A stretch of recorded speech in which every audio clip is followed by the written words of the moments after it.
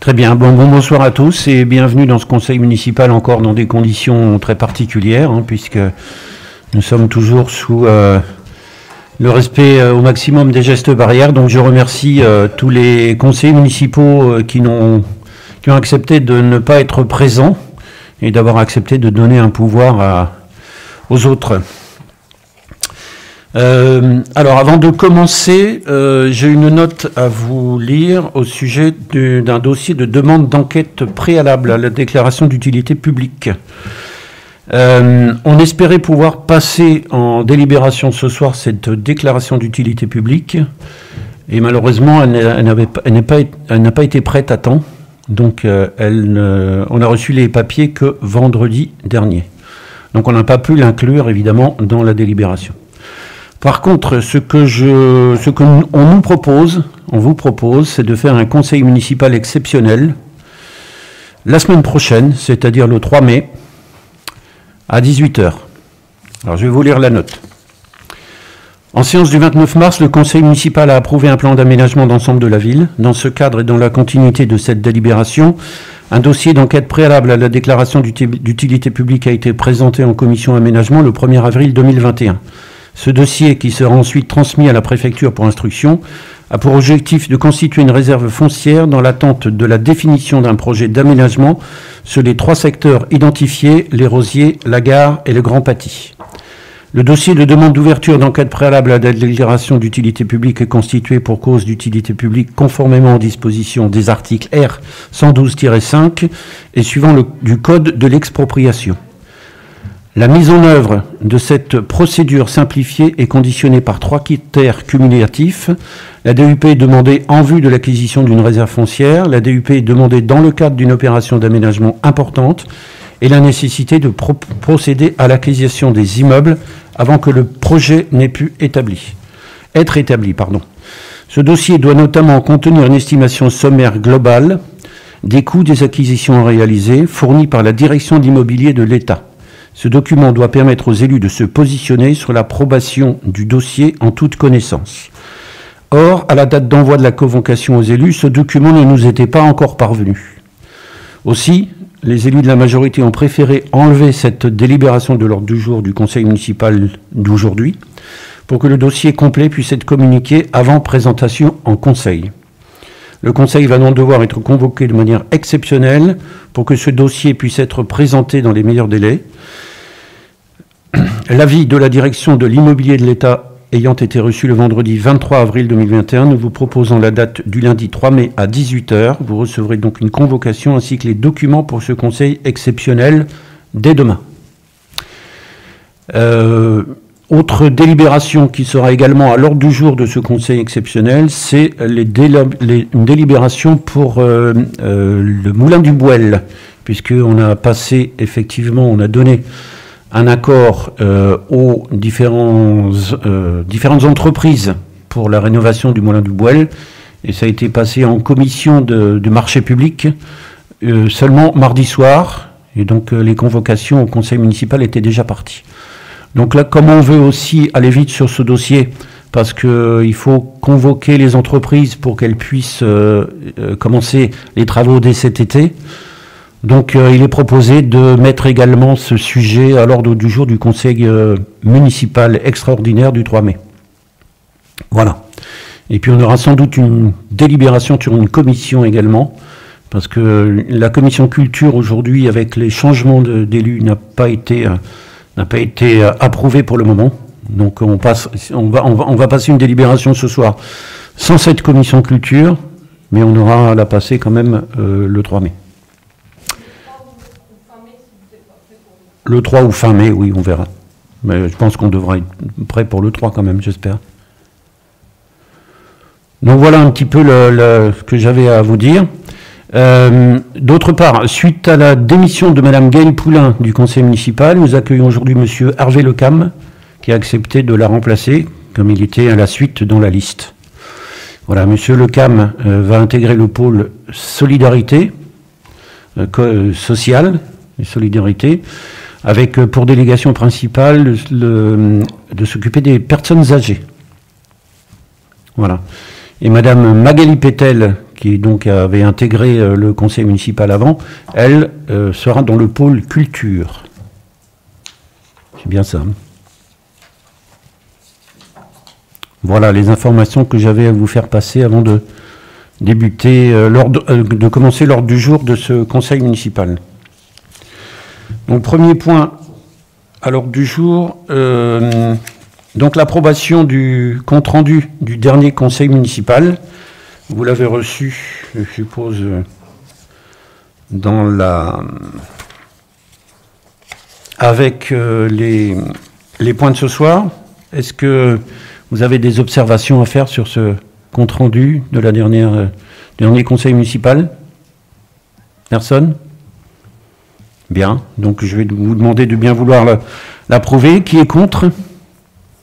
Qui s'abstient? Décision adoptée à l'unanimité, merci. Point numéro 2, modification du règlement intérieur du conseil municipal. Donc, dans les communes de 1000 habitants et plus, le conseil municipal établit son règlement intérieur dans les 6 mois qui suivent son installation. Le contenu du règlement intérieur est fixé librement par le conseil municipal, qui peut se donner des règles propres de fonctionnement interne, dans le respect toutefois des dispositions législatives et réglementaires en vigueur. Ainsi, ce règlement ne doit-il porter que sur des mesures concernant le fonctionnement du conseil municipal qui ont pour objet de préciser les modalités et les détails de ce fonctionnement. Alors en fait, il s'agit là de modifier le règlement intérieur qui a été adopté le 16 novembre 2020 concernant la partie dispositions diverses, expression de la minorité dans le bulletin d'information municipale, pour que la majorité et la minorité puissent disposer d'un espace supportant 2100 lignes, titres et signatures compris, en remplacement des 1600 à 1700 lignes, signes, pardon, oui, je dis lignes. Heureusement que ce ne sont pas des lignes. Donc, donc un espace supportant 2100 signes, titres et signatures compris, en remplacement des 1600 à 1700 prévus initialement. Donc voilà, donc je vous demanderai de bien vouloir approuver cette modification. Oui, allez-y. Juste une petite remarque. En commission, on avait évoqué le fait d'avoir accès éventuellement au site internet de la ville qui fait partie aussi des choses auxquelles l'opposition peut avoir droit, hein, compte tenu on a du texte là du GO du Sénat de 2018 qui considère que le droit d'expression reconnu à l'opposition vaut également pour les publications internet. Alors, on vous a demandé, on avait parlé de Facebook, bon, on comprend bien que Facebook, ça soit un petit peu plus délicat. Twitter, de toute façon, c'est pas du tout dans les textes. Maintenant, on vous demande, est-ce que sur le site internet de la ville, il était possible, en plus, comme c'est un moyen d'expression, d'avoir quelques lignes, enfin, sous des modalités à définir avec vous, mais est-ce qu'on pourrait avoir aussi au niveau de l'opposition utiliser ce moyen d'expression? Ok. Marion Chevalier? Oui, merci. Oui, c'est ce qu'on avait vu justement en commission, on l'avait évoqué. Effectivement, ça serait intéressant de pouvoir avoir cet espace également sur le site internet. Comme vous le dites, il faut qu'on voit quelles modalités on peut donner à ça, mais pourquoi pas. De la même façon, c'est quelque chose qui peut nous intéresser nous aussi dans l'expression de la majorité. On peut avoir deux expressions. Puis des renvois vers des sites internet ou blogs, ou pages Facebook, de la même façon. Sous quelle forme on peut le faire. D'accord, très bien. Oui. Merci. C'est une possibilité qu'on va envisager, mais pour l'instant, on n'a pas de cadre, donc on vous communiquera ça après. On en rediscutera en commission. Sur le principe, vous êtes d'accord, c'est ça? Ok. Vous n'êtes pas opposé, d'accord. Bon, après, on verra pour les modalités de fonctionnement. D'accord, merci. Ah bien. J'ai oublié de vous proposer un secrétaire de séance. Ce sera une secrétaire, en l'occurrence, ce sera Madame Marion Chevalier. J'avais oublié. Et je crois aussi que vous n'avez pas lu les pouvoirs.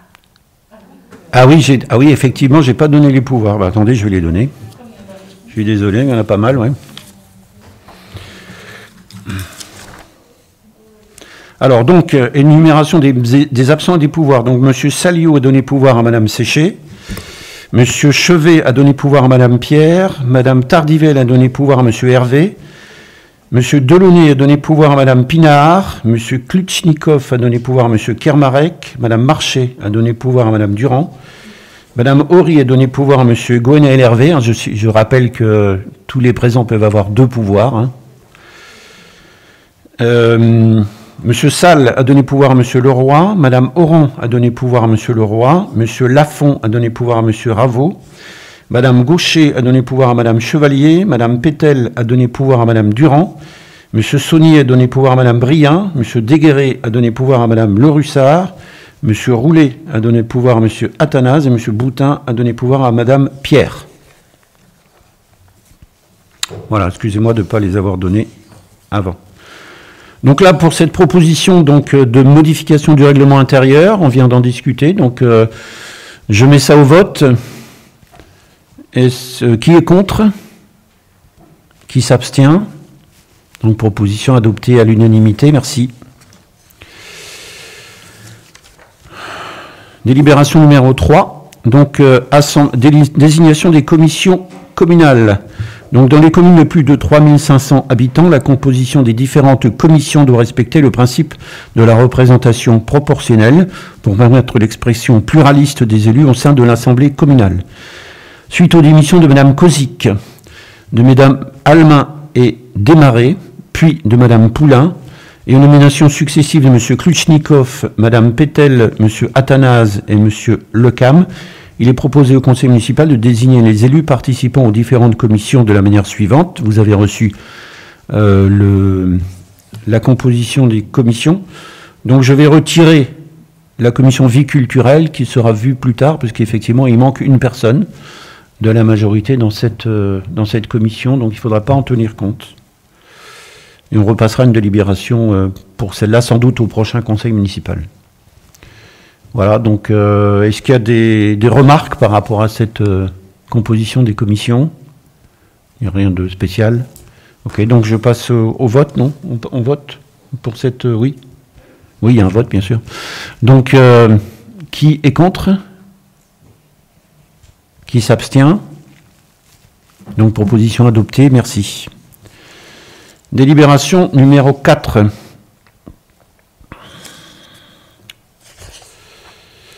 Alors, Assemblée, suite à démission désignation d'un représentant au sein de l'Assemblée Générale Association Les 4 Saisons. Donc, c'est suite également, il faut, suite à la démission de Mme Almin, donc il faut effectivement désigner un nouveau représentant de la ville de Bru au sein de l'Assemblée Générale de l'Association Les 4 Saisons. J'ai bien dit l'Assemblée Générale. Donc, il vous est proposé la candidature de Mme Magali Pétel. Voilà, donc je ne sais pas, est-ce que vous avez des observations? Alors, Madame Briand? Nous ne prendrons pas part au vote sur les 4 suivantes, c'est-à-dire la 4, la 5, la 7, enfin la 6 et la 7, puisque c'est... 4, 5, 6, 7, d'accord. C'est de votre... puisque c'est de votre... tous les représentants? Tous les représentants, et simplement pour la 8, on votera. Ok, très bien. Parfait. Bon. Donc je mets quand même au vote. Qui est contre? Qui s'abstient?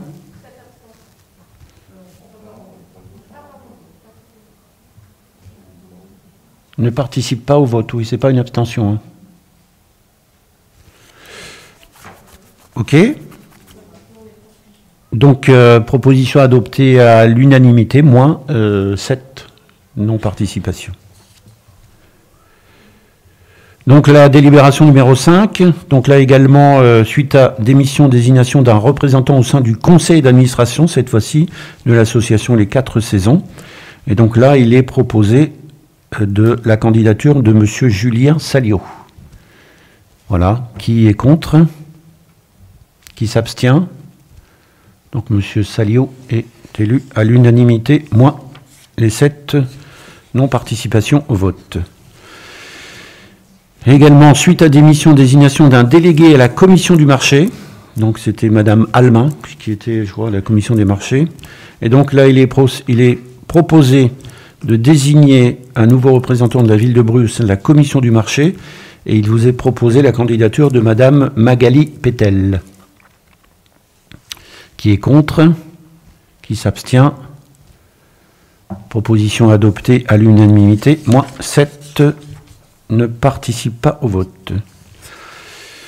Désignation numéro 7, donc toujours suite à démission, désignation d'un représentant au sein du conseil d'administration de la SPL Nouvel Objectif Aménagement, SPL NOA. Donc, considérant que suite à la démission d'un élu, il convient de procéder à la désignation d'un nouveau représentant de la ville au sein du conseil d'administration de la SPL NOA, il vous est proposé donc la candidature de M. Bertrand Leroy. Donc, qui est contre? Qui s'abstient? Donc, M. Leroy est élu. Merci à l'unanimité, moins les 7.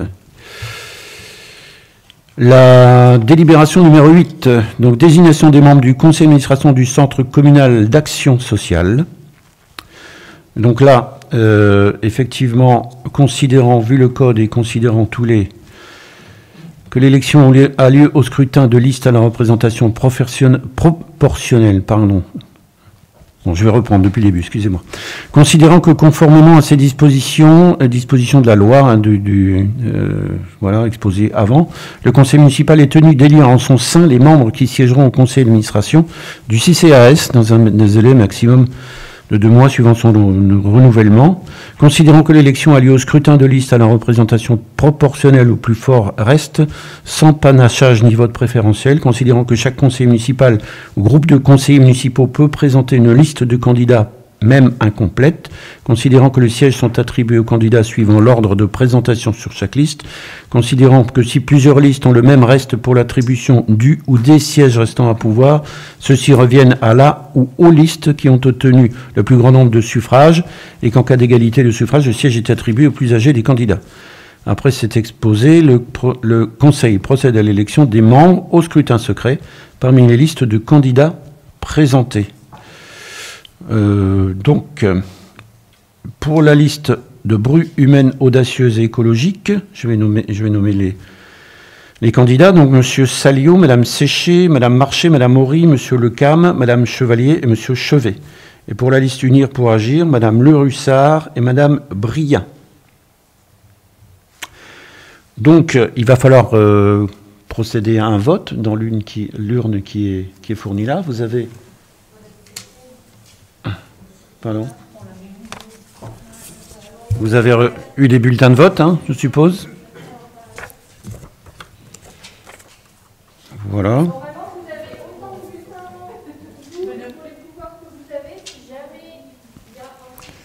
S'il y a un souci dans les bulletins, Monsieur Athanase.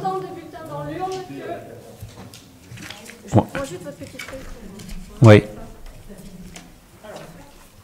Normalement, vous devez avoir autant de bulletins que de pouvoirs en votre possession. Le vôtre plus vos pouvoirs. D'accord? Pour tout le monde, c'est clair? Ok. Donc là, il va falloir nommer 2 assesseurs, un dans chaque liste. Donc, on va commencer par la liste Unir pour agir. Qui veut être assesseur?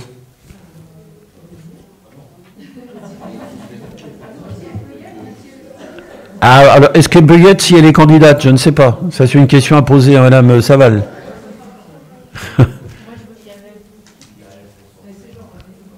Jean-René Houssin? Très bien, assesseur. Et pour nous, ce sera Marie-Cécile Pinard. Donc, Jean-René Houssin et Marie-Cécile Pinard. Qui souhaite être scrutateur cette fois-ci?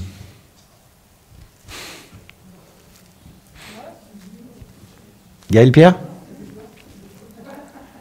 Et M. Athanase? D'accord. Il en faut 2 hein, sur chaque liste? Non, pour moi, un scrutateur, c'est bon. L'important, c'est que le dépouillement, vous le fassiez à 2, mais... Enfin, sauf si vous voulez 2, hein, mais... Le dépouillement à 2... Non, on peut faire le dépouillement à 2, non? Sinon, on peut faire... Donc, vous avez droit au point. On peut demander un garçon. Non, c'est bon. C'est sûr. Voilà.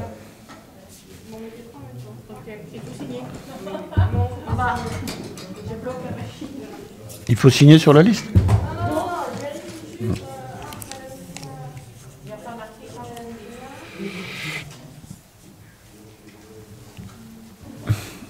Aujourd'hui, exceptionnellement, c'est l'urne qui vient à vous, et non pas l'inverse.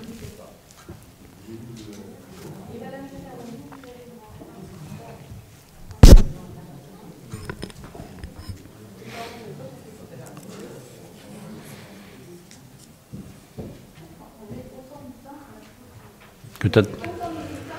Autant de bulletins que vous avez de pouvoir. Le vôtre plus les pouvoirs.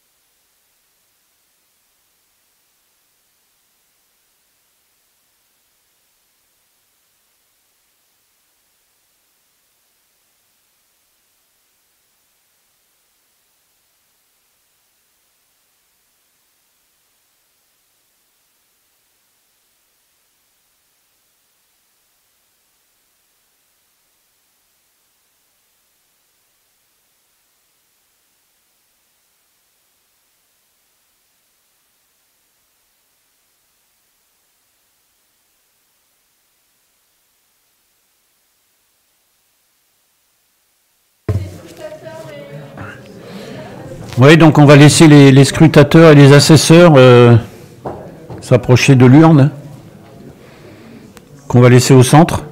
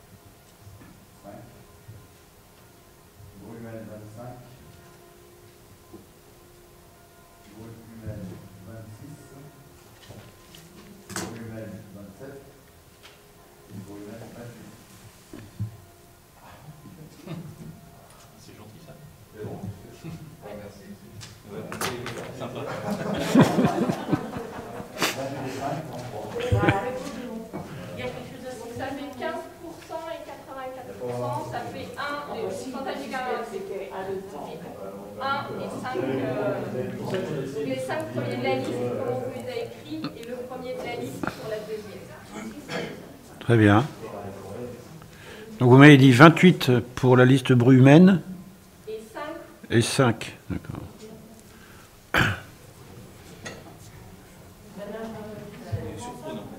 Ah oui, rien qu'on vote pour nous.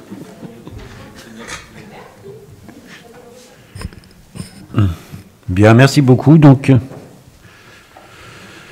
voilà les résultats. Donc, la liste Bru humaine, audacieuse et solidaire, 28 voix. La liste Unir pour agir reçoit 5 voix.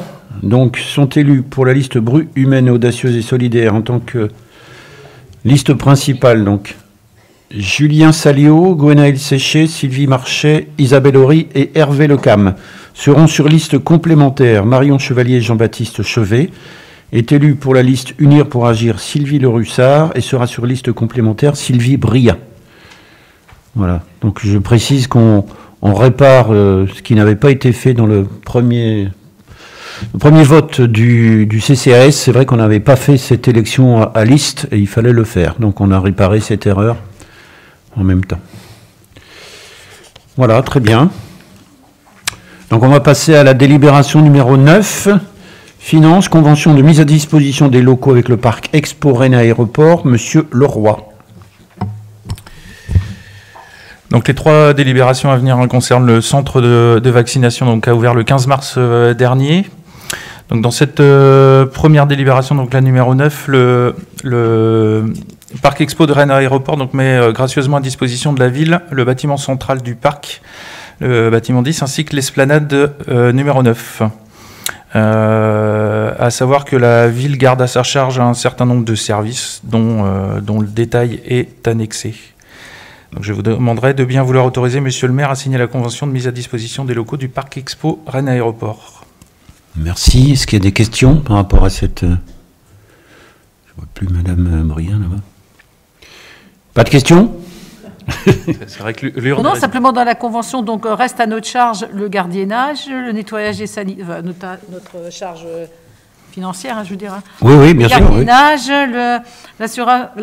le nettoyage des sanitaires, et puis la prise en charge de la consommation des fluides. Hein. Oui, c'est ça, oui. D'accord. C'est ça, c'est ce qui est noté dans la délibération. La remise en état en fin d'occupation de site et la prise en charge du déplacement forfaitaire de 250 € hors taxe pour l'installation. Oui, dans la convention, il y a les prix. C'est ça. Je reprécise qu'effectivement, le propriétaire du Parc Expo nous a mis à disposition gratuitement son Parc Expo, à part évidemment ces frais qui seront à notre charge. Il n'y a pas de frais de location. Voilà, donc je mets au vote. Qui est contre? Qui s'abstient? Donc, convention adoptée à l'unanimité. Merci. Finance encore, convention partenariale avec l'ARS Bretagne, cette fois-ci pour le fonctionnement du centre de vaccination de Bru. Donc toujours une convention, donc une convention qui a été rédigée pour déterminer les conditions dans lesquelles les différentes parties, donc à savoir la préfecture d'Ille-et-Vilaine, l'ARS Bretagne, l'AHD, l'HAD 35 et la commune apportent leur concours à la mise à disposition et au fonctionnement du centre de vaccination. Donc je vous demanderai de bien vouloir autoriser Monsieur le maire à signer la convention partenariale pour le fonctionnement du centre de vaccination contre la Covid-19 de Bru. Très bien. Est-ce qu'il y a des questions par rapport à cette délibération? Vous avez un nombre à peu près de... Vous pouvez nous donner un chiffre à peu près de personnes qui sont déjà vaccinées, qui partent? À l'heure actuelle, depuis l'ouverture du centre, on est depuis aujourd'hui un peu plus de 7000 personnes. D'accord. En première injection et... Non, on a commencé les deuxièmes déjà. Vous avez commencé les deuxièmes? Ouais. En deuxième injection, on est environ 600 personnes. D'accord. Oui, par semaine, c'est ça. Hein. En tout. En tout, excusez-moi. Et là, l'ARS nous a contactés pour nous demander si on pouvait monter jusqu'à 3000 injections par semaine. Donc, on est en train de faire petit à petit la montée en puissance parce qu'on était à 2000 là. Oui, mais c'est pour ça que l'ARS nous a demandé, parce qu'ils peuvent nous livrer plus de vaccins. Voilà. Donc ils souhaitent qu'on augmente. On va le faire par palier, on ne va pas passer de 2000 à 3000 directement, parce que ça ferait quand même une organisation, ça redemande une organisation, et on va faire le point bientôt sur l'organisation justement du centre de vaccination.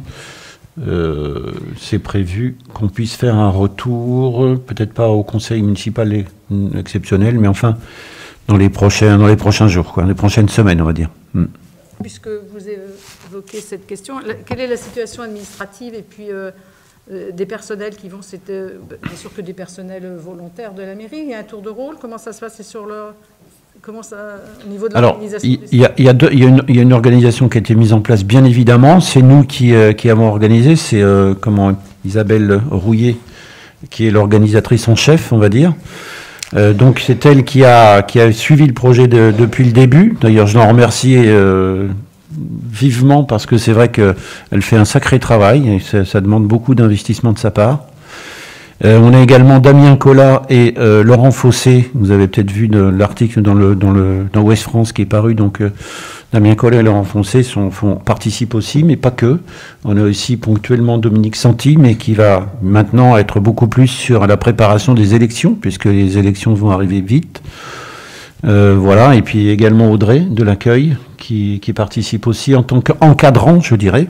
Et puis effectivement, on a par roulement des personnes des services qui vont au centre de vaccination. Mais il faut savoir qu'on s'est mis aussi en accord avec les villes autour, et on a aussi des personnels administratifs qui participent, à la fois de Saint-Jacques, de Chartres, de Noyal, Châtillon, enfin voilà, on a plusieurs, j'ai plus la liste en tête, mais on a quand même du personnel aussi administratif qui vient prêter main forte au centre de vaccination. Voilà. Et l'idée, c'est de refaire le point justement par rapport à cette organisation pour bien redéfinir les rôles des uns et des autres. Moi, je suis en rapport de toute manière avec les maires des autres villes autour pour pouvoir organiser tout ça. Donc, on refera un point technique dans la semaine ou en début de semaine prochaine. C'est le 3, hein. On a prévu le 3, il me semble. Le conseil fin mai, oui, on fera des annonces à ce moment-là. Ouais. D'accord. Voilà. Voilà. Donc, j'ai pas mis au vote encore. Donc, cette convention avec l'ARS, s'il n'y a pas d'autres questions là-dessus, je mets au vote. Oui. Juste un point. La convention qui est régie avec le Parc Expo Oui. Stipule une date du 28 mai. 28 mai 2021. Et celle avec l'ARS, c'est le 30 juin. Alors, je ne sais pas qu'est-ce qui est prévu finalement. Vous voulez dire pour la date de signature de la convention? Non, pour la fin en fait de l'occupation. Parce que sur la convention avec le Parc Expo, on parle du 28 mai. Oui. Donc quid après le 28 mai? Et l'ARS parle d'elle du 30 juin. Alors je ne sais pas, est-ce qu'il y a oui, dans ce domaine, il y a un décalage. Ouais. Peut-être ce qu'on peut dire, c'est que la date, elle nous est imposée par le Parc Expo, c'est-à-dire qu'ils ne souhaitent pas à ce jour s'engager au-delà. C'est pour ça que je pose la question, parce que peut-être qu'eux, ils ont d'autres velléités sur le mois de juin. Oui, parce que...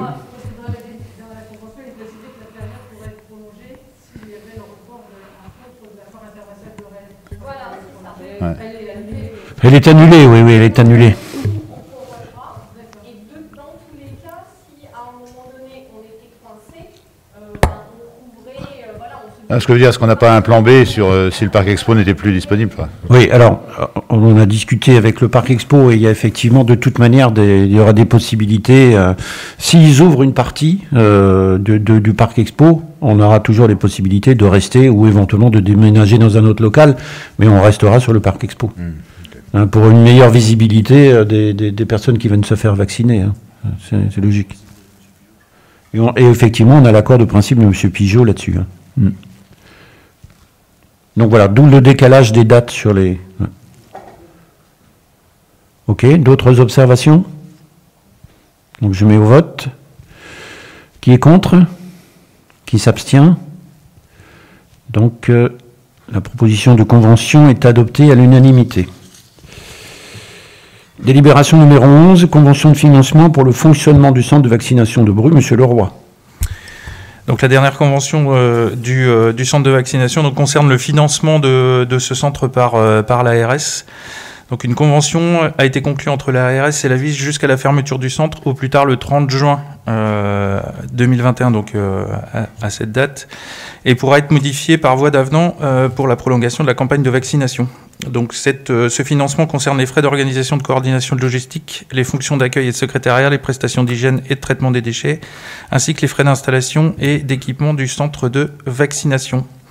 Cette contribution financière n'a pas vocation à couvrir la rémunération des professionnels de santé qui est prise en charge à titre principal et dans la majorité des cas par l'assurance maladie.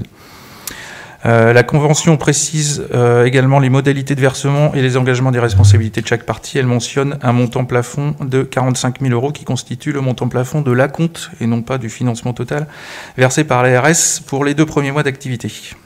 Je vous demanderai de bien vouloir autoriser Monsieur le maire à signer la convention de financement avec l'ARS pour le fonctionnement du centre de vaccination contre la Covid-19 de Bru, annexé à la présente délibération, et les avenants successifs à venir concernant l'attribution des financements complémentaires alloués.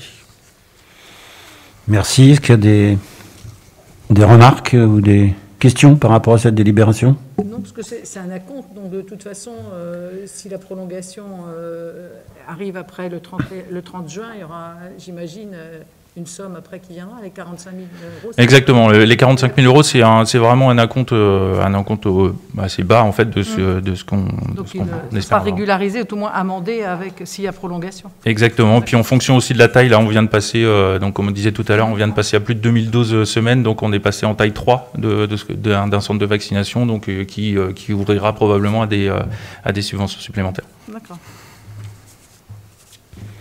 Bien, est-ce qu'il y a d'autres questions, d'autres remarques? Pas de questions? Je passe au vote. Donc, qui est contre? Qui s'abstient? Donc, la proposition de convention est adoptée à l'unanimité. Délibération numéro 12, toujours les finances, rapport d'observation définitive concernant la gestion du chauffage urbain. Monsieur Leroy. Donc, par courrier du 19 mars 2021, Madame la Présidente de la Chambre régionale des comptes de Bretagne a communiqué à Madame la maire de Rennes le rapport d'observation définitive du contrôle de Rennes Métropole pour sa compétence chauffage urbain durant les exercices 2015 et suivants. Conformément à l'article L243-14 du Code des juridictions financières, ce rapport d'observation définitive a fait l'objet d'une communication à l'Assemblée métropolitaine le 28 janvier dernier. Il est maintenant communiqué à l'ensemble des communes membres de Rennes Métropole ainsi que chaque maire le soumettra à son tour à son conseil municipal. Je vous demanderai de bien vouloir prendre acte de la communication du rapport d'observation définitive de la Chambre régionale des comptes concernant la gestion du chauffage urbain par Rennes Métropole pour les exercices 2015 et suivants. Merci. Est-ce qu'il y a des questions? Pas de questions? D'accord. Donc on prend acte. Voilà. Le conseil municipal a pris acte. Merci. Délibération numéro 13. Donc, aménagement, entrée au capital de la Société publique locale d'aménagement territoire public. Monsieur Joly. Merci. Donc, la ville de Bru a souhaité lancer une étude urbaine unique sur un certain nombre de secteurs à potentiel ou à enjeu qui vise à la réalisation d'un projet urbain exemplaire tendant à favoriser l'habitat, la mixité sociale et la création d'équipements collectifs, afin de bénéficier du concours d'une structure parapublique compétente dans la conduite d'études et d'opérations d'urbanisme. La ville s'est rapprochée de Territoire, groupe d'entreprises publiques locales de la métropole. On s'était rapproché aussi de la SPL du conseil départemental, qui s'appelle la SPL Construction, mais qui était plus compétente dans la gestion du patrimoine immobilier du conseil départemental, et qui avait très peu d'opérations d'aménagement.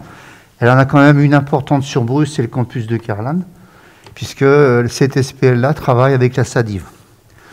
On avait aussi une autre possibilité, c'était de faire ça en interne, mais c'était beaucoup trop complexe en termes d'expertise, en termes d'emploi du temps, en termes d'emploi ressources. Et ça faisait faire une cuisine qui n'était pas judicieuse. Et puis la dernière possibilité, c'était de lancer un appel d'offres pour choisir un mandataire pour ces opérations d'aménagement. Donc la proposition qui est faite aujourd'hui, qui a été discutée aussi en commission, c'est de travailler avec la SPL d'aménagement territoire public. C'est pourquoi la ville envisage d'entrer au capital de la SPL Territoire Public, aménageur public de la métropole rennaise, pour pouvoir lui confier de gré à gré, en amont d'un projet urbain, des études de cadrage, puis des études préalables dans le cadre de mandats.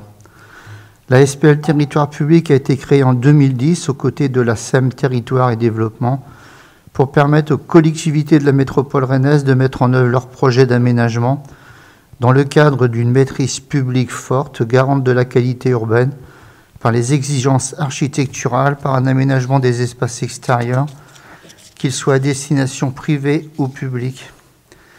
Les statuts de la SPL Territoire Public ainsi qu'une fiche signalétique de la SPL figurent en annexe. Vous l'avez eu? Ouais, d'accord. L'entrée au capital de la SPL Territoire Public peut se faire par acquisition d'actions existantes auprès d'un actionnaire. Le conseil d'administration de Territoire Public a fixé le montant minimal de souscription ou de rachat d'actions par une commune à 15 000 €. Les communes déjà actionnaires ont la possibilité de céder une partie de leurs actions, priorisant la commune cédante en fonction de l'ordre d'entrée au capital de la société.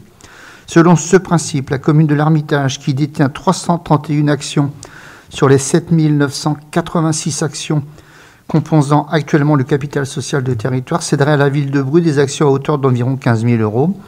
La ville se porterait ainsi acquéreur de 72 actions de nominal de 100 € à la valeur unitaire de 210,11 €, ainsi qu'il résulte d'une estimation sur la base de la situation nette de la société au 31 décembre 2020. Le cabinet fiducial audit commissaire aux comptes de la SPL atteste la valeur des actions sur la base de cette estimation. La décision de la ville ne pourra toutefois être mise en œuvre qu'après une délibération du conseil municipal de la commune de l'Ermitage. Ils vont délibérer début mai, autorisant la cession des actions dans les conditions précisées ci-dessus. De même, le conseil d'administration de territoire devra délibérer pour agréer l'entrée de la ville de Bru à son capital social. Cette délibération était inscrite à l'ordre du jour du conseil d'administration qui a eu lieu le 20 avril. Et ils ont donné un avis favorable pour l'entrée de la SPL, pour l'entrée de la ville de Bru, donc à la SPL. La cession d'actions sera réalisée par un acte de cession sous seing privé et sera effective à la date de versement du prix. La ville sera alors subrogée dans tous les droits et obligations attachés aux actions cédées, notamment celui d'être représentée dans les instances de gouvernance de la société, au sein desquelles la commune exercera son contrôle. Pour cette cession d'actions, la collectivité entend bénéficier des dispositions de l'article 1042.2 du Code général des impôts. Bon, je ne vous le lis pas. Ainsi, dans la perspective de l'entrée de la ville au capital de la SPL territoire public, il y a lieu d'autoriser l'acquisition de 72 actions pour une valeur de cession de 15 128 € et de désigner un représentant à l'Assemblée générale des actionnaires et un représentant à l'Assemblée spéciale, avec possibilité d'être représentant de cette dernière au conseil d'administration ou d'être censeur. Je vous demanderai de bien vouloir autoriser l'acquisition de 72 actions de la SPL territoire public de nominal de 100 € auprès de la commune de l'Ermitage au prix unitaire de 210,11 €, soit une valeur totale de 15 128 €, sous réserve des délibérations favorables du conseil municipal de l'Ermitage et des conseils d'administration de la SPL territoire public. Donc le conseil d'administration a donné un avis favorable déjà. Donner tout pouvoir à monsieur le maire ou un adjoint d'accomplir toute démarche et formalité liée à l'acquisition de ces actions. Désigner moi-même, enfin monsieur Gérard Joly, conseiller délégué, pour assurer la représentation de la ville au sein de l'Assemblée spéciale des collectivités actionnaires de la SPL et l'autoriser à accepter toute fonction qui pourra lui être confiée, notamment celle de représentant de cette Assemblée au conseil d'administration de la SPLA ou celle de censeur. Désigner Gérard Joly, conseiller délégué, pour assurer la représentation de la ville au sein des assemblées générales de la SPL territoire public et autoriser monsieur le maire ou un adjoint à prendre toutes les mesures nécessaires à l'exécution de la présente délibération. Donc pour terminer sur cette question, la SPL NOA, donc la procédure se poursuit. Le directeur a mis fin, enfin a quitté ses fonctions le 31 mars. Et actuellement, on assure les dernières opérations courantes en termes, et en particulier les derniers travaux, parce que tout n'est pas terminé au niveau d'Aiguillon, c'est presque terminé, et en particulier aussi pour le transfert du domaine public à la métropole et à la ville de Bru. Voilà, si vous avez des questions. Merci, monsieur Joly. Est-ce qu'il y a des questions? Pas de questions? Très bien. Écoutez, je vais passer au vote. Donc, qui est contre? Qui s'abstient? Donc, proposition adoptée à l'unanimité. Merci. Délibération numéro 14, aménagement, dénomination DP 035 047 20 3x057. Madame Pinard. Suite à la déclaration préalable de division numéro 035 047, je vous passe, qui a été autorisée le 12/06/2020, il convient de créer donc une nouvelle voie qui desservira des 4 lots détachés. Cette nouvelle voie sera créée à partir de la rue Gay-Lussac, conformément au plan joint. Les voies aux alentours portant les noms de chimistes et de physiciens, il est proposé de la dénommer Allée Yvette Cauchois, physicienne et chimiste française, deuxième femme après Marie Curie, a présidé la Société française de chimie physique. Un arrêté de numérotation sera pris dans un second temps afin d'attribuer un numéro de voirie à chaque lot. Je vous demanderai de bien vouloir approuver la proposition de création d'une nouvelle voie et sa dénomination. Autoriser Monsieur le maire ou un adjoint à signer tout document nécessaire à l'exécution de la présente délibération. Merci Madame Pinard. Est-ce qu'il y a des questions par rapport à cette délibération? Pas de questions?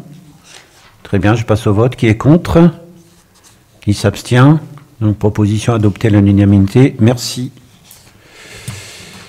Délibération numéro 15, transition écologique, implication citoyenne, communication, projet régional Corrigo Service, convention, action de partenariat 2021-2024. Madame Chevalier. Pardon. Oui, donc, je vais vous présenter rapidement l'objet en fait de la délibération. Donc, emprunter des livres à la médiathèque, accéder aux espaces sportifs du stade de Siméon-Béliard à certains horaires ou à la mairie pour les agents municipaux, valider un tarif, sortir au cinéma, faire quelques brasses à la piscine intercommunale de la Contrie, tout cela avec une seule et même carte. C'est ce que permet la carte Corrigo Service, en plus de supporter les titres de transport, mettre l'usager au centre des utilisations. Cet outil a pour visée de faciliter l'accès aux services pour les citoyens en réponse aux besoins de tous et sur tous les supports sans contact, évitant ainsi la fracture numérique, tout en sécurisant les données stockées. D'autres projets sont à l'étude pour étendre le panel des services rendus par la carte jaune, les partenaires du collectif Corrigo ayant à cœur de poursuivre le développement de la carte. La municipalité de Bru étant intéressée par cette approche, elle a souhaité rejoindre les 30 partenaires déjà engagés dans la démarche et adhérer au projet Corrigo Service conduit par Rennes Métropole. C'est pourquoi nous vous proposons aujourd'hui d'approuver les termes de l'accord de partenariat conclu entre Rennes Métropole et l'ensemble des partenaires du projet régional Corrigo Service, tel que cité dans la délibération, et autoriser Monsieur le maire ou toute autre personne habilitée à cette fin à signer le dit accord de partenariat et tous les actes qui s'y rapportent. Merci Madame Chevalier. Est-ce qu'il y a des questions par rapport à cette délibération? La question c'est, est-ce que vous avez déjà réfléchi un peu aux utilisations possibles sur la ville? Est-ce qu'il y a des choses... Il y a des choses qui nous intéressent, effectivement. Après, il va falloir creuser la façon de faire. Comme évoqué un peu plus tôt, du coup, l'accès aux bâtiments municipaux serait effectivement une piste à envisager. Donc ça fait partie des choses auxquelles on peut avoir pensé. Emprunter des livres à la médiathèque, c'est déjà quelque chose qui se fait. Supporter la carte sortir, c'est aussi déjà quelque chose de possible.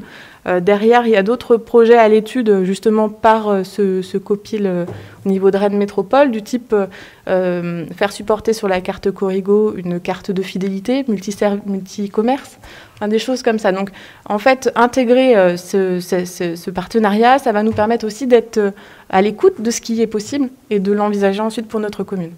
Et sur le transport, c'est pas des choses... le transport, c'est déjà le cas. Ouais. La carte Corrigo est déjà... Sur la ville, par exemple. C'est pas... Sur la ville. Des applications un peu différentes, peut-être, je sais pas, sur des équipements électriques, vélos, enfin, oui. Ça, est-ce que c'est... Oui, Monsieur Roulet avait effectivement parlé de ça en commission. Là, alors, c'est pas l'objet de cette délibération, mais ça peut être une... Mais oui, c'est à l'étude, et justement, le comité piéton-vélo aborde toutes ces questions-là. Comme la commission mobilité au niveau de Rennes Métropole. En tout cas, on est très attentif à ce sujet qui nous tient à cœur également. Bien, merci. Est-ce qu'il y a d'autres questions, d'autres remarques? Non? Bien, je passe au vote. Alors, donc, qui est contre? Qui s'abstient? Donc, la proposition est adoptée à l'unanimité. Merci. Délibération numéro 16, solidarité et animation sociale, charte pour des obsèques dignes, acte de solidarité, Madame Séché. Oui, alors nous avons rencontré le collectif du CIS, qui est un collectif qui œuvre pour la dignité des personnes qui sont isolées ou qui sont avec des ressources insuffisantes et qui souhaitent qui nous proposait de signer une convention pour engager la mairie à organiser des obsèques dignes pour ces personnes. Alors ça représente à peu près, quantitativement, à peu près une personne par an en moyenne sur les dernières années. Donc la commune de Bru est déjà engagée en ce sens, en mettant en œuvre avec certaines actions telles que l'organisation des obsèques et des personnes isolées ou aux ressources insuffisantes, les inhumations parmi les autres sépultures, et souhaite poursuivre et entériner cette démarche.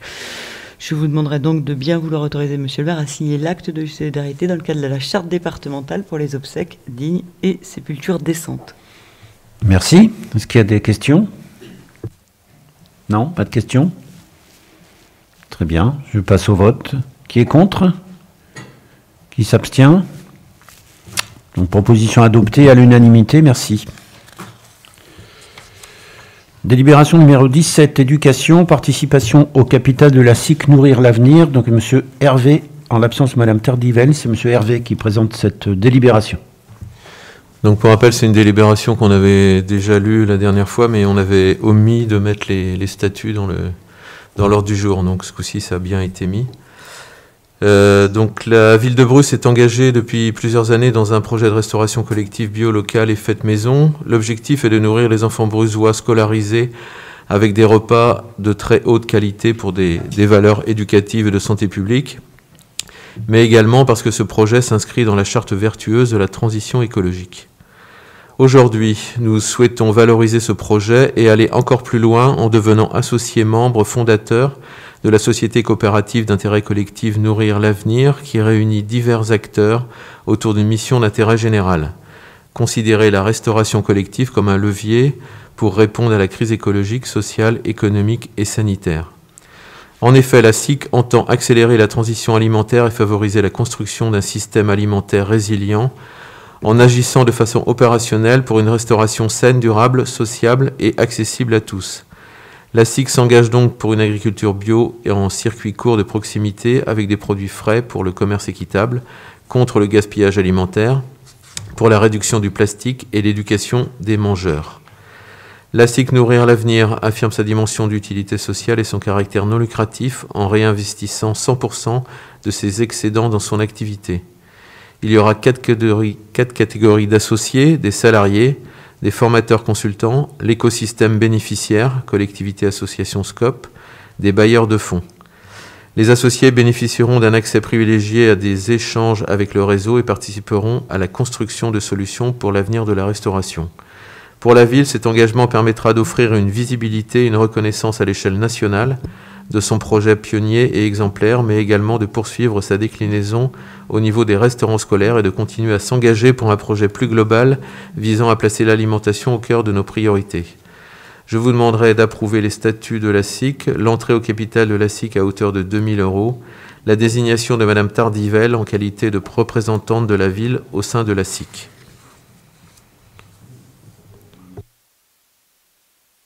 D'accord, merci. Est-ce qu'il y a des questions par rapport à cette... Madame Brien? Alors, quelques questions qu'on avait déjà soulevées en commission, mais ça fait déjà un petit moment. Bon, alors, quelles sont, je vous les livre en vrac comme ça, hein, quelles sont les retombées pour Bru? Et puis, les formations qui seront données au personnel, ce seront des formations payantes en supplément de l'adhésion, et est-ce qu'il faudra payer une cotisation annuelle à cette société, ou simplement le fait d'y être membre fondateur? Vous nous aviez parlé d'une autre ville aussi, je crois de Montpellier ou de Béziers, je ne l'ai pas vu dans les statuts. Et puis dernière question, on se pose des questions sur le positionnement de M. Guerrier, parce qu'il est membre, il est associé, il est membre, il fait partie du capital social. Est-ce que c'est lui qui assumera les formations, et quel sera son statut? Est-ce qu'il n'y a pas un problème de conflit d'intérêts, puisqu'il est quand même associé dans la société et en même temps formateur et personnel de la ville? Donc il y a les villes de Montpellier et de Périgueux qui étaient intéressées par la SIC. On ne les voit pas apparaître parce que je pense que c'est le même cas que pour nous. Ils devaient passer ça en conseil municipal et ça n'a pas dû se faire dans les délais avant la rédaction la version des statuts la dernière version des statuts qu'on a eue. Mais a priori, ils étaient intéressés pour entrer dans la SIC. Les retombées, c'est principalement s'engager dans la SIC, c'est un affichage politique où on affirme notre positionnement par rapport à cette approche écologique. Je ne sais pas si Gaëlle, tu veux compléter, mais... Je pense que c'est pas uniquement un affichage, c'est aussi le fait en participant à ce type de structure, c'est d'affirmer l'importance de la qualité de la restauration scolaire. La ville de Bru est absolument exemplaire et reconnue comme telle en France, et donc c'est une action qui a tout intérêt à se multiplier dans d'autres communes, et donc c'est aussi un partage d'expérience, une façon de partager les bonnes pratiques, de montrer que c'est possible. Et donc, c'est une façon d'aider d'autres structures à aller vers ce haut niveau de qualité. Et donc, la retombée n'est peut-être pas forcément complètement immédiate pour la commune, mais elle est aussi finalement, elle se situe au niveau national de participer avec d'autres à un effort collectif qui va dans le bon sens.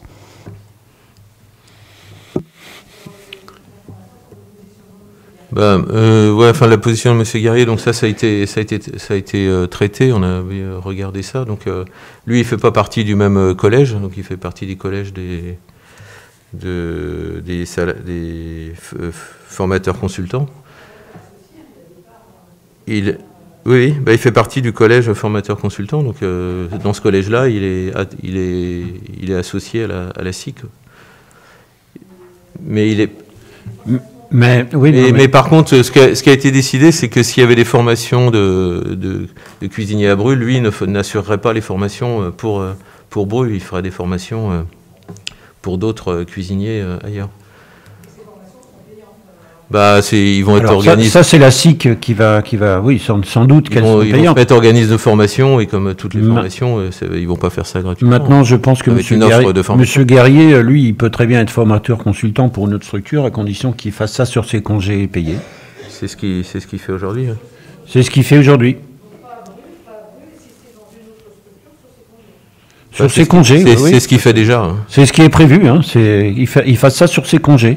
Comme tout un chacun peut le faire, il peut consacrer ses congés à être formateur consultant dans une autre structure. C'est ça, mais c'est en tant que fonctionnaire, de toute façon, c'est encadré, le fait de pouvoir dispenser des formations, et c'est limité en temps aussi, donc on peut pas aller au-delà d'un certain quota. Donc, et effectivement, il ne le fera pas sur la commune. Bien. Madame Le Russard ? Oui, il faudra quand même être vigilant, effectivement. Donc, M. Guerrier va s'investir au profit de l'association, donc en tant que formateur. Il faudra simplement être vigilant à ce que ça déséquilibre pas le fonctionnement de la cuisine centrale. Bien sûr. Non, mais voilà, il faudra rester vigilant, parce que, certes, effectivement, il va assurer des formations. Le nombre de formations n'est pas quantifié, donc faudrait pas que son absence en fait déséquilibre, je me répète, mais le fonctionnement, la SIC est une transformation de l'association Les Pieds dans le Plat, dont il fait partie depuis déjà pas mal d'années, donc il assure déjà des formations au titre de cette association-là. Bien sûr, mais il ne faudrait pas que le nombre de formations assurées soit supérieur, et de là avoir des retombées sur le fonctionnement de la cuisine centrale, au risque peut-être de devoir embaucher un nouvel agent. Merci. Moi, je pense qu'il sera pas, de toute manière, il ne sera pas le seul formateur consultant, donc ils seront une équipe, et puis de toute manière, on restera vigilant, bien sûr, par rapport à ça. Monsieur Kermarek ? Oui, je comprends pas trop la question, parce que évidemment, il va intervenir sur ses congés.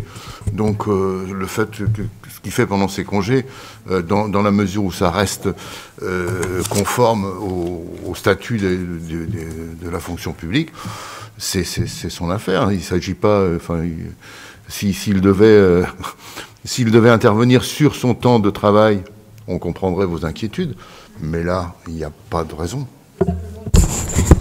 L'inquiétude, elle n'est pas là, Alain. C'est juste, comme ça a été précisé, la ville de Bru est exemplaire sur la démarche de l'introduction du bio et particulièrement sur la dizaine d'années qui viennent de s'écouler.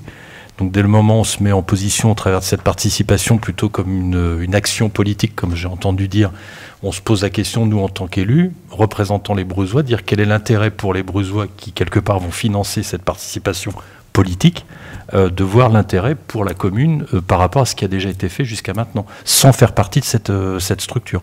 C'était juste la question. Donc le fait qu'on pose des questions est dans cette logique-là, c'est-à-dire on a atteint un niveau exemplaire sans être actif sur cette société, malgré un certain nombre de sollicitations. Là, aujourd'hui, on part sur l'idée d'y adhérer, c'est normal que des questions soient posées.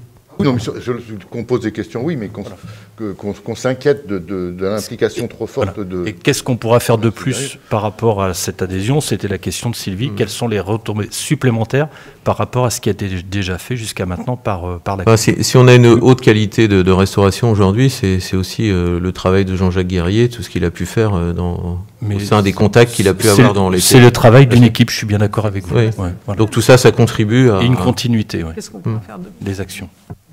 Madame Pierre.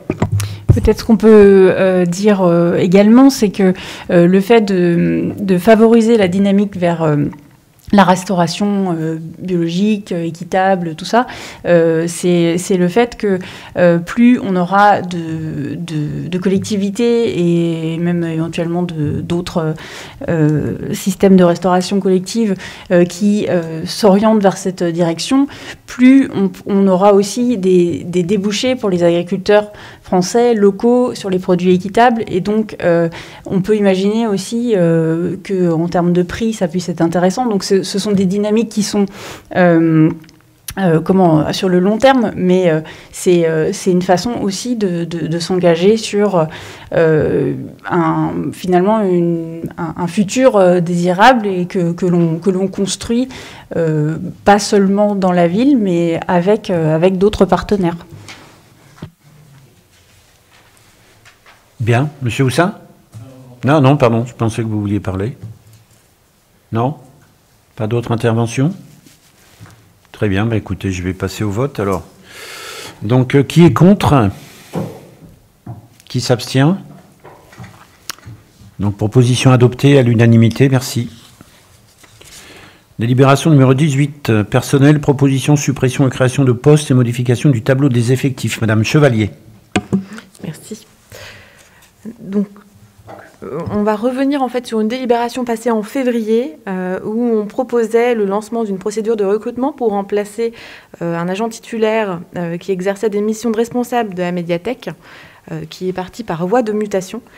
On avait donc autorisé la suppression du poste d'assistant de conservation du patrimoine et des bibliothèques à temps complet de l'agent et la création d'un poste relevant du cadre d'emploi des assistants de conservation du patrimoine et des bibliothèques à temps complet également. Nous avons des difficultés à recruter sur ce poste. En considérant cela, c'est aussi lié à l'insuffisance de candidats en fait intéressés sur le poste, et le contenu du poste relevant davantage du cadre d'emploi des bibliothèques territoriaux, donc en catégorie A. Il convient de ne pas limiter le recrutement au seul cadre d'emploi des assistants de conservation du patrimoine et des bibliothèques, et de l'étendre au cadre d'emploi des bibliothécaires territoriaux.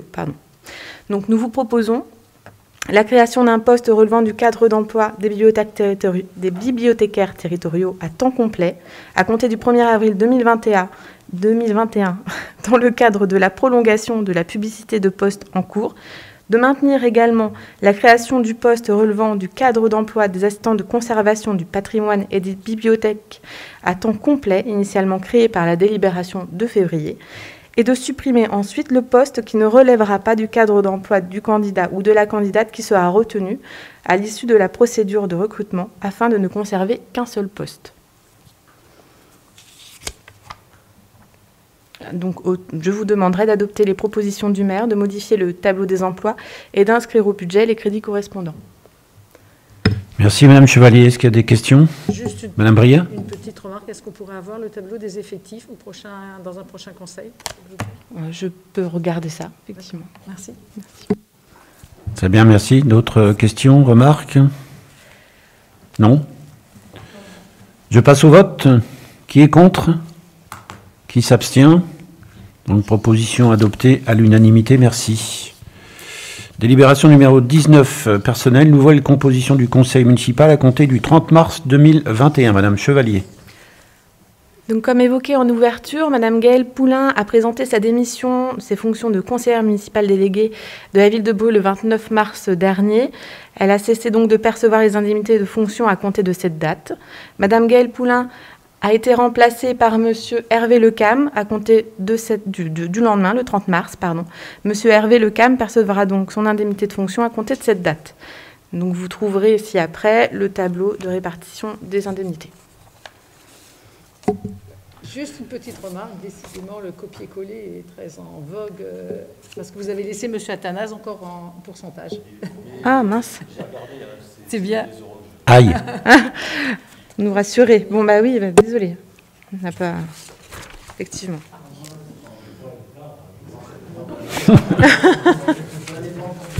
C'est ça. 116,68%. Bien, merci. Est-ce qu'il y a des questions par rapport à cette délibération? Monsieur Houssin? Non.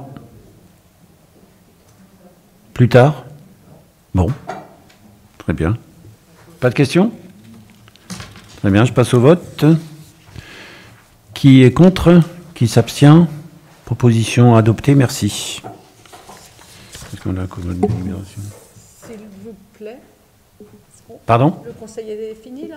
Ou est-ce qu'on peut... C'était la dernière délibération? On peut poser juste une question, je ne sais pas si ça rentre dans le cadre du conseil.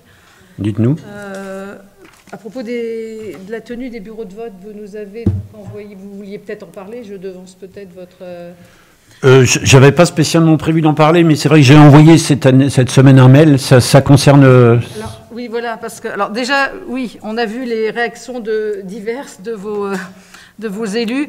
Bon, quand certains font remarquer, je voulais insister là-dessus quand même, quand certains font remarquer que les bureaux de vote lors des élections municipales a exposé à des risques sanitaires certaines personnes, je trouve ça un petit peu dommage d'en faire un début de polémique à ce stade-là, vu la situation sanitaire.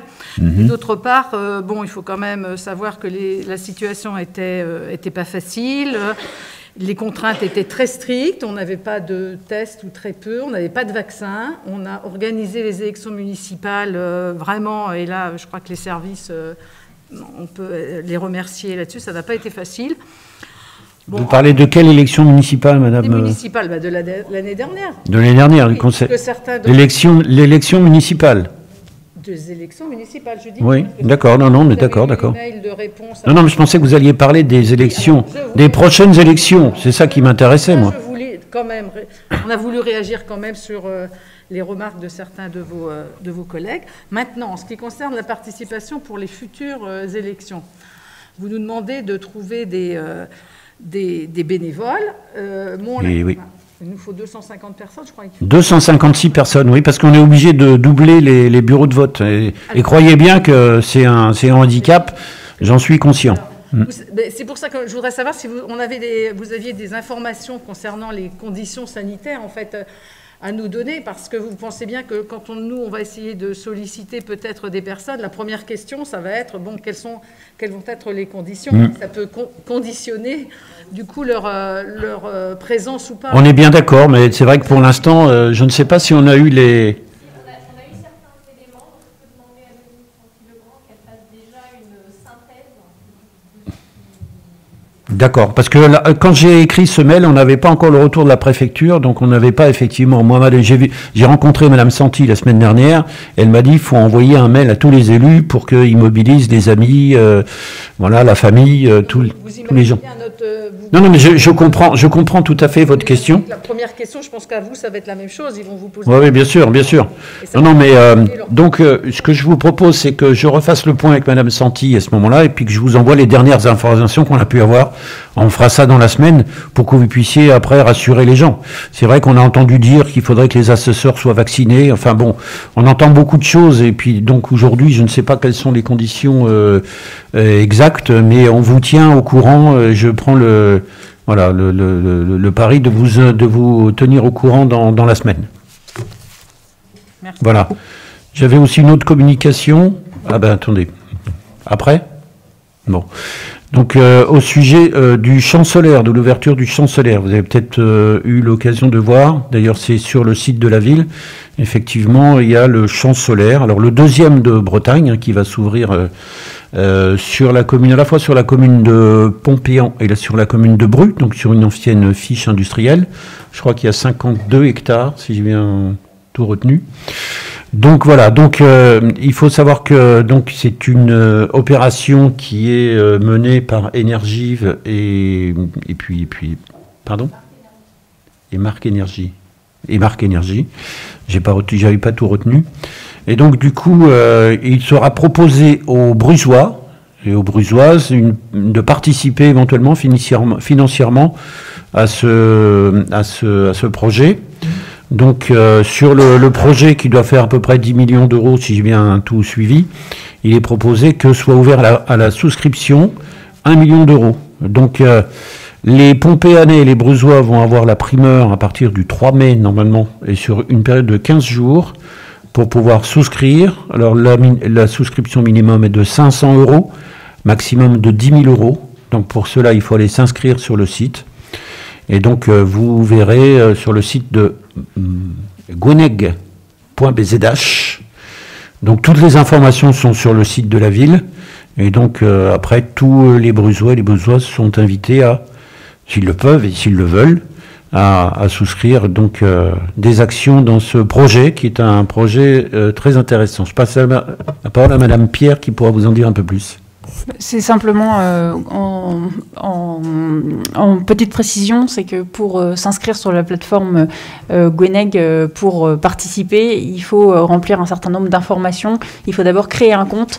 Et donc, la personne qui nous a fait la présentation lors de la visio de présentation du projet nous a incité à faire passer le message que les personnes qui sont intéressées pour participer au financement ont intérêt à s'inscrire dès maintenant, de façon à être prêt à participer dès que l'ouverture sera faite le 3 mai, puisqu'il peut y avoir un petit délai, donc pour ne pas éventuellement passer à côté de la priorité qui est donnée aux Brusois et aux Pompéanais. Merci Madame Pierre. Monsieur Houssin. Oui, moi c'est juste une question, on va dire, d'actualité. On a une rentrée maternelle et primaire ce matin très particulière. Je pense qu'il y a des renforcements des surveillances sanitaires. Est-ce que d'ores et déjà vous avez eu des informations à nous donner dans ce sens ce matin? Comment ça s'est passé? Est-ce que personnellement, j'en ai pas eu. J'ose croire que c'est parce que ça s'est bien passé. D'accord. Connaît LRV non plus. On n'en a pas eu personnellement, donc voilà, on peut peut-être estimer que tout s'est bien passé dans les règles. J'espère. Non, on n'a pas eu de retour. Non, parce qu'il y a eu un renforcement, j'imagine, là aussi sur les conditions sanitaires, peut-être pour l'accueil des scolaires. Ouais. Pour l'instant, les protocoles appliqués sont tenus, enfin les protocoles demandés. D'accord. Donc pour l'instant, les protocoles demandés sont tenus pour cette rentrée qui a eu lieu ce matin. Voilà, merci. Monsieur Kermarek. Je voulais juste revenir sur les propos de Madame Brien tout à l'heure. Les échanges qu'on a eus entre nous, c'est des échanges de mails, c'était pas du tout destiné à accuser qui que ce soit de quoi que ce soit. Je pense que tout le monde, justement, s'était félicité de l'organisation des élections de l'année dernière. Donc, surtout, ne prenez pas ça comme une attaque, au contraire. Et voilà, c'était entre nous. Mais je pense que tout le monde l'avait reconnu. Parfait, merci. Je déclare donc ce conseil municipal clos. Bonne soirée à tous.